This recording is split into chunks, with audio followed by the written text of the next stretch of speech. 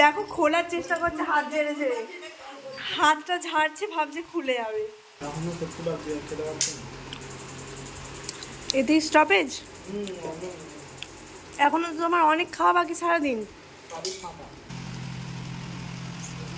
তুমি যদি না এখানে সব কিছু খেতে পারো তাহলে তোমার আজকের পর থেকে মাংস খাওয়া বন্ধ। হ্যাঁ, খাবে না? ঠিক আছে।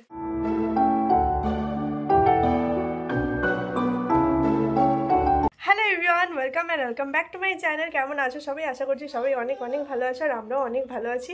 তো আজকে নতুন একটা ব্লগ শুরু করছি, আর আজকে হচ্ছে জামাই ষষ্ঠী। মানে দেখে বুঝতেই পেরেছো, রেডি হয়ে গেছি, বেরোচ্ছি। তো চলো, খুব তাড়াহুড়োর মধ্যে আছি, আজকে ব্লগটা এখন থেকে শুরু করছি, দেখতে থাকো। পিপি কাছে থাকো, আমি আর মাম্মাম চলে যাই। ঠিক আছে, শরীর ঠান্ডা থাকবে, ওদের শরীর গরম হয়ে যাবে, তুই থাক। হ্যাঁ চলো, ওই চলো চলো, চলে এসো, এসো, চলো। টাটা টাটা নীল। এটা ভরে নাও। দেখছি এই নকলি ব্যাগটা গাড়ির সামনে গিয়ে রাখো। চলে এসো। যাবে? চলে এসো। ইয়া, টাটা করে দাও। টাটা। রামুকে টাটা করে দাও। টাটা। কি? এটা করতে হয়। ষষ্ঠী ঠাকুরের কি বলে এটাকে? সুতো। ষষ্ঠী ঠাকুরের সুতো, বড় ঠাকুরের ষষ্ঠী ঠাকুর তোমাকে দেখবে, করতে হয়। তুমি সুতোটা পড়াবে, পড়ানোটা শেষ হবে আর ও টানা শুরু করবে। দেখো, ওই পড়াতে দে। যতক্ষণ না এটাকে খুলতে পারবে ততক্ষণ ওর পিছন ছাড়বে না।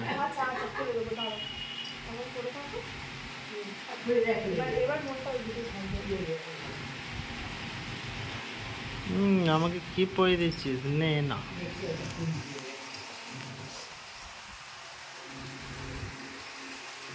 এবার মনটা হয়েছে, পাপার কথাই ঠিক হচ্ছে। দেখো খোলার চেষ্টা করছে, হাত ঝেড়ে ঝেড়ে, হাতটা ঝাড়ছে, ভাবছে খুলে যাবে।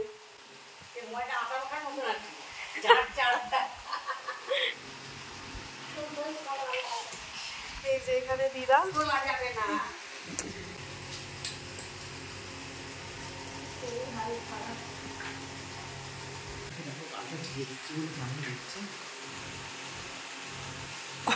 কি এটা কি বদমাইশ পাপা।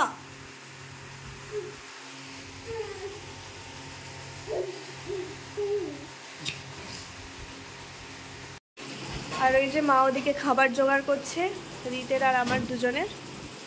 ওকে নিচে বসিয়ে দে। হাই জামাই।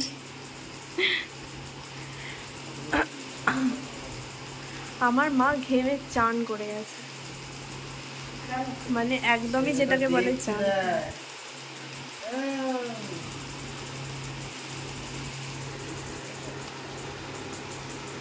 কি করছে দিদু এটা? পাপাকে কি বেঁধে দিচ্ছে? তোমাকে আমি বেঁধে দিলাম যে।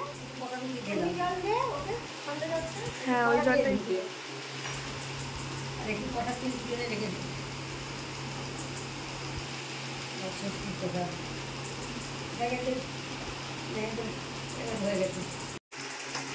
বাবা কি দুষ্টু করছে,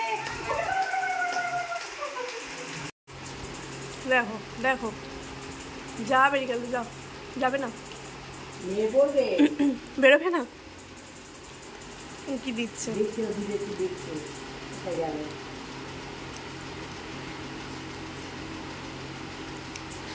সত্যি নামেনি কিন্তু উকি মারছে। তো এই যে এখন আমাদের খাওয়া দাওয়া চলছে, জামাই মশাইয়ের বেশি আর আমার কম, ऐसा भेदभाव क्यों?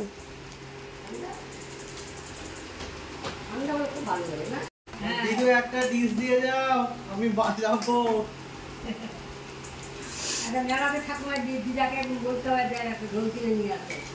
যা,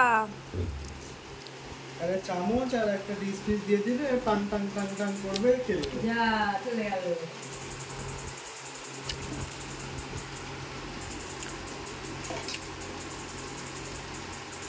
এখনো সত্যি লাগছে, খেতে পারছি না। এতেই স্টপেজ? এখনো তো তোমার অনেক খাওয়া বাকি সারাদিন। এখন আবার দুপুরের খাওয়া দাওয়ার সময় হয়ে গেছে, আর এই মাঝের সময়টাতে আমি আর রিত একটুখানি বাইরের দিকে বেরিয়েছিলাম। আসলে রিতের কাজটাই এমন যে ওকে বাইরে ঘুরে ঘুরে বেড়াতে হয়, তো ওর বাইরের গরম সহ্য করাটা অভ্যাস হয়ে গেছে। আর ও বলে ঘরে গরম সহ্য করার থেকে আমার বাইরে গাড়ি নিয়ে ঘোরা ভালো। তো ও বেরিয়েছিল, ওর সাথে আমিও বেরিয়েছিলাম।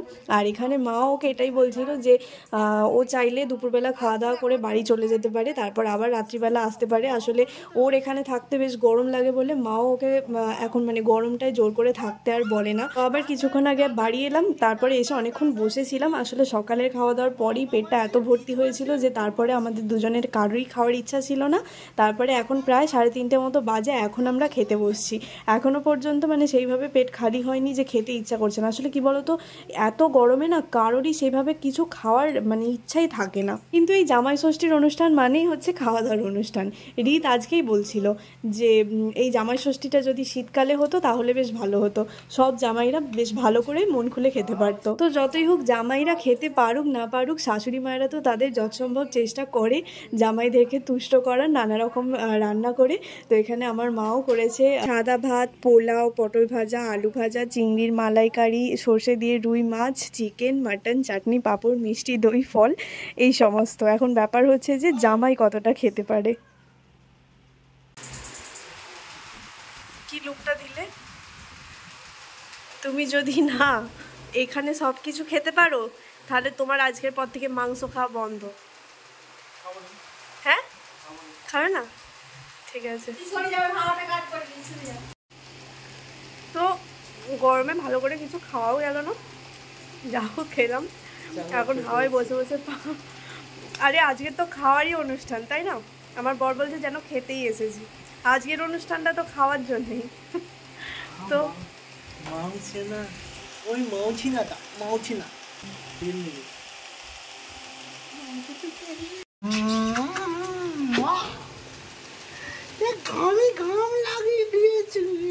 তুমি ঠিক ঘাঁটিয়ে দিলে তো।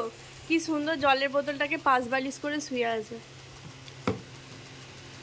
আর দেখো নাকটা কি করে ছিঁড়ে গেছিল।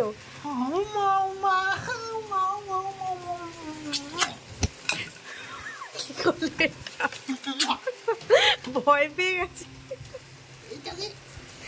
এরকম করে ধরে আর পাশ বালিশের মতো ধরে কি সুন্দর চুপটি করে শুয়ে আছে। মুখটা পুরো পুরো শুকনো শুকনো লাগছে, কিচ্ছু নেই আর এত গরমে। এই যে বাড়ি চলে যাচ্ছে কুলারের হাওয়ায় শোবে বলে। আর এই বাইরেটায় বেরিয়ে এলাম তো, এই গাছগুলো হাওয়া দিচ্ছে। এইখানটা ভীষণ ঠান্ডা দেখছি এই গাছগুলোর জন্য। চলো, ফোনটাও চলে যাচ্ছে এর সাথে সাথে। আমাদের সাথে সাথে এবার তো নীলের নতুন জামা হবে ষষ্ঠীতে। এইবারের জামা হচ্ছে এটা নীলের ষষ্ঠীর জামা। ঠিক আছে, আমাদেরগুলো এখনো দেখাইনি, সব দেখাবো। আপাতত নীলকেই প্যান্টটা পরাবো বলে জামাটা আনলাম। কিন্তু ভিডিওতে যে কালারটা দেখাচ্ছে অরিজিনালে কিন্তু কালারটা সেরকম না, ভিডিওতে অন্যরকম লাগছে কালারটা। ভালো মিষ্টি কালারটা আছে। তাই তাই করে দেখিয়ে দাও তো। তাই তাই তাই তাই তাই তাই তাই তাই যাচ্ছিস কোথায়? তাই তাই কর, তাই তাই তাই তাই করো, তাই তাই তাই তাই তাই তাই তাই। জিভটা কেন বেরিয়ে আছে? এই যে এইটা হচ্ছে মা এবারে মানে ষষ্ঠীতে রিতকে দিয়েছে। এটা একটু পুজো পুজো ভাইব লাগছে, মানে অষ্টমীর মতো, কিন্তু ম্যাচিং ম্যাচিং করে দিয়েছে আমাকে আর রিতকে। এই যে এটা হলো আমার শাড়ি।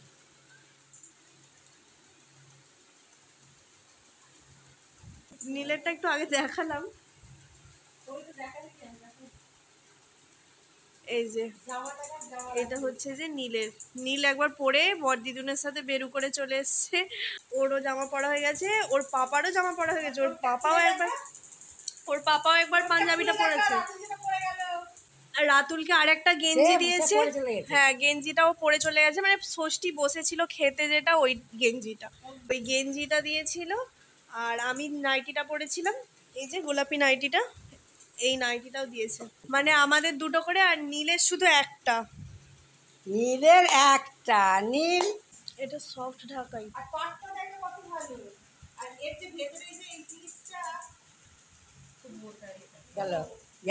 তুমি পরবে? শাড়িটার সাথে এই ব্লাউজটা, মানে কিন্তু শাড়িটার সাথে এই ব্লাউজটা ঠিক না, ভালোই লাগবে। হ্যাঁ হ্যাঁ খুবই ভালো লাগবে। আর লাল অত বোঝা যায় না, লাল কি করবি? হ্যাঁ ভিডিওতে তো পুরোই লাল মনে হচ্ছে, কিন্তু এটা হচ্ছে যে একটু গোলাপি আছে আর এইটা লাল আছে। এই যে পাঞ্জাবির সাথে এটাকে চোস্তা বলে, চোস্তার দড়ি কই, দড়ি দাও। ও এতেই আছে।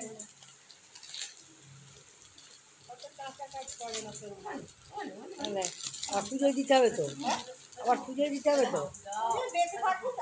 হ্যাঁ গো, এই চোস্তাতেই দড়ি আছে।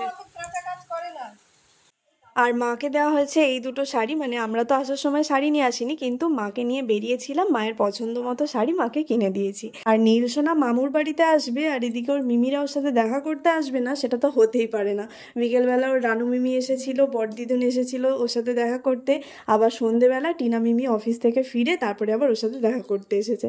আর এখন অনেকটাই রাত হয়ে গেছে, দিদাও কিছুক্ষণ আগে বাড়ি চলে গেল মাসিমণির সাথে, মাসিমণি আর রানুও চলে গেল, রানু তো আবার সন্ধেবেলা পড়াতে গেল।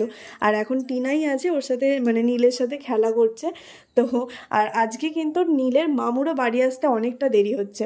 আসলে নীলের মামু জানতোই না যে আমরা থেকে যাব। নীলের মামু ভেবেছিল যে যেভাবে আমরা সকালবেলা আসি আর বিকেলবেলা বাড়ি চলে যাই সেরকমই হয়তো করব, কিন্তু দাদাকে বলাই হয়নি যে আমরা থেকে যাব। তো ওটাও ওর কাছে আবার সারপ্রাইজ হয়ে যাবে। আর টিনাও আবার একটু পরে বাড়িও চলে যাবে।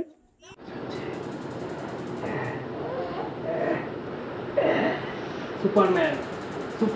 তো নীলের মিমি একটু আগে বাড়ি চলে গেল, আর আজকে নীলের মামারও আসতে অনেকটা দেরি হয়ে গেছে, মানে কাজ থেকে বাড়ি ফিরতে অনেকটা রাত হয়ে গেছে।